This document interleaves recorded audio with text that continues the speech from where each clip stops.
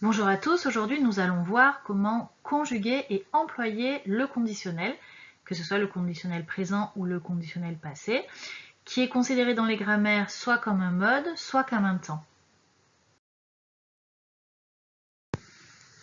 Donc, pour conjuguer un verbe au conditionnel présent, parce qu'il existe aussi le conditionnel passé, vous devez prendre le radical du futur et rajouter les terminaisons de l'imparfait.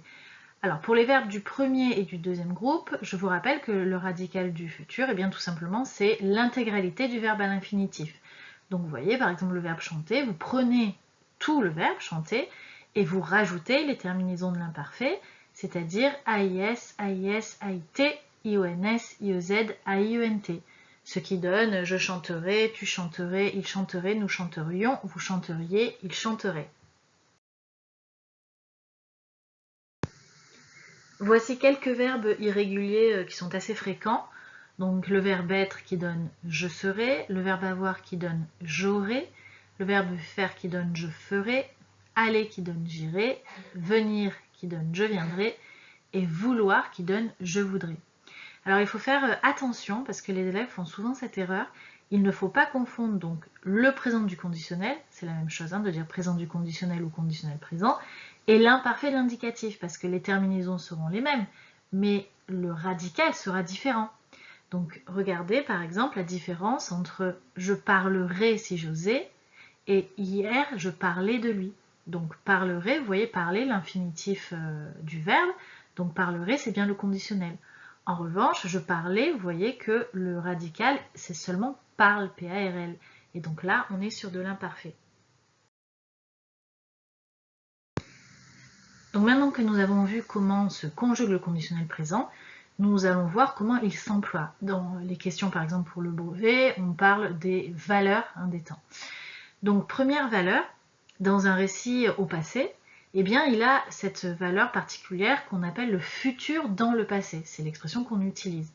Donc je vous ai fait une frise, vous voyez, avec sur la droite le point 0, donc, qui correspond au présent, et donc tout ce qui est avant ce point 0 correspond à l'époque du passé. Et vous voyez que dans cette époque du passé, eh bien l'action qui va se faire au conditionnel présent, elle va se dérouler après, c'est le point orange, l'action qui va se faire à l'imparfait ou au passé simple, qui est le point gris. On le voit parfaitement dans la frise chronologique. Donc exemple avec une phrase, il me promit qu'il viendrait à mon anniversaire. Eh bien le viendrait à mon anniversaire, il viendrait à mon anniversaire, c'est une action qui se passe après l'action il me promit. Et comme tout ça se passe dans l'époque du passé, eh bien on parle de futur dans le passé.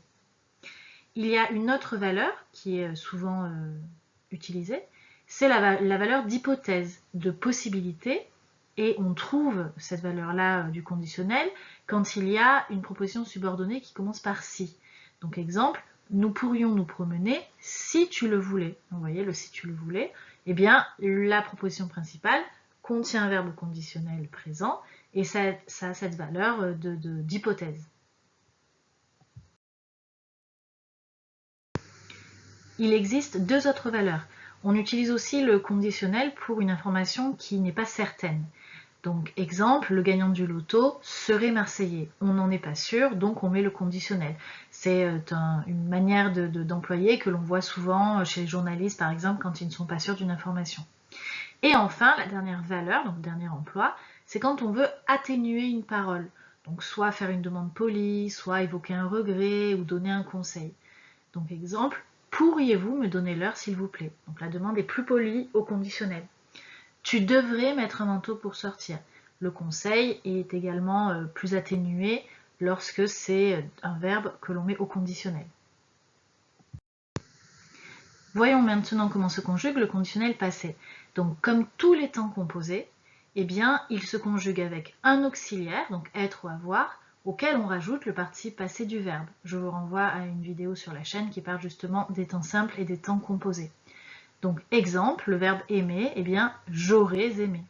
Le verbe venir, je serais venu, et il faut faire attention à l'accord du participe passé, puisque lorsqu'il y a l'auxiliaire être, vous savez qu'on accorde le participe passé avec le sujet. Les valeurs maintenant du conditionnel passé, eh bien, ce sont les mêmes, on retrouve celles du conditionnel présent, comme par exemple l'information incertaine. Exemple, la neige aurait paralysé le trafic.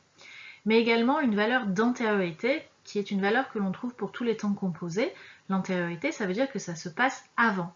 Donc une action au conditionnel passé se passe avant une action au conditionnel présent. Exemple, on annonça que le match commencerait quand chacun aurait regagné sa place. L'action chacun aurait regagné sa place se passe avant le fait que le match commence.